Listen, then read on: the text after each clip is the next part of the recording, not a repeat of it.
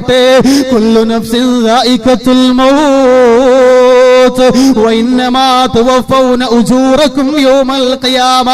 വിശുദ്ധമായ ഖുർആൻ ശരീഫ് പറയുകയാണ്, എല്ലാ ശരീരത്തെയും മരണം രുചി നോക്കുന്നതാണ്.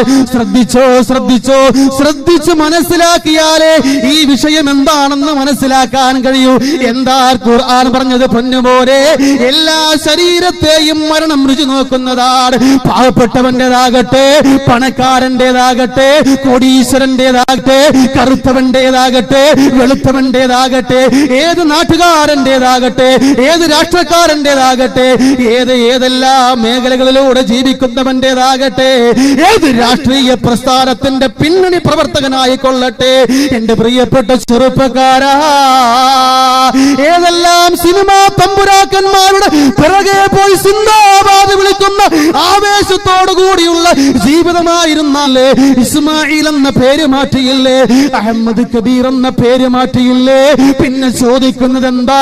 മയ്യത്തിനെ കൊണ്ടുവന്നോ, മയ്യത്തിനെ കുളിപ്പിച്ചോ, മയ്യത്തിനെ പൊതിഞ്ഞോ, മയ്യത്ത് പള്ളിക്കാട്ടിലേക്ക് 6 അടി മണ്ണിന്റെ അഗാധ ഗർത്തത്തിലേക്ക് എടുത്തു കഴിഞ്ഞോ? എവിടെ പോയി മുസ്ലിമേ? എവിടെ പോയി ചെറുപ്പക്കാരാ? ഒരുപാട് ലക്ഷ്യങ്ങളോടുകൂടി, ഒരുപാട് മോഹങ്ങളോടുകൂടി, ഒരുപാട് സ്വപ്നങ്ങളോടുകൂടി ജീവിച്ചവരെ, എവിടെയാ നിന്റെ സ്വപ്നം? എവിടെയാ നിന്റെ ലക്ഷ്യം? എവിടെയാ നിന്റെ മോഹം? എവിടെ? ചീട്ടുകൊട്ടാരം പോലെ സർവ്വതും തകർന്നടിഞ്ഞു പോയില്ലേ? ഏത് സമയമാ? കുല്ലു നഫ്സിൻ ദായിഖത്തുൽ മൗത്ത്. എല്ലാ ശരീരത്തെയും മരണം രുചി നോക്കുന്നതാണ്. അങ്ങനെ മരണം രുചിച്ചു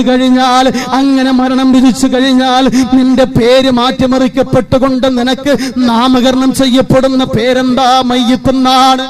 മയ്യിത്തെന്നാണ് ചോദിക്കില്ലേ? മരിപ്പ് വീട് എവിടെയാണ്?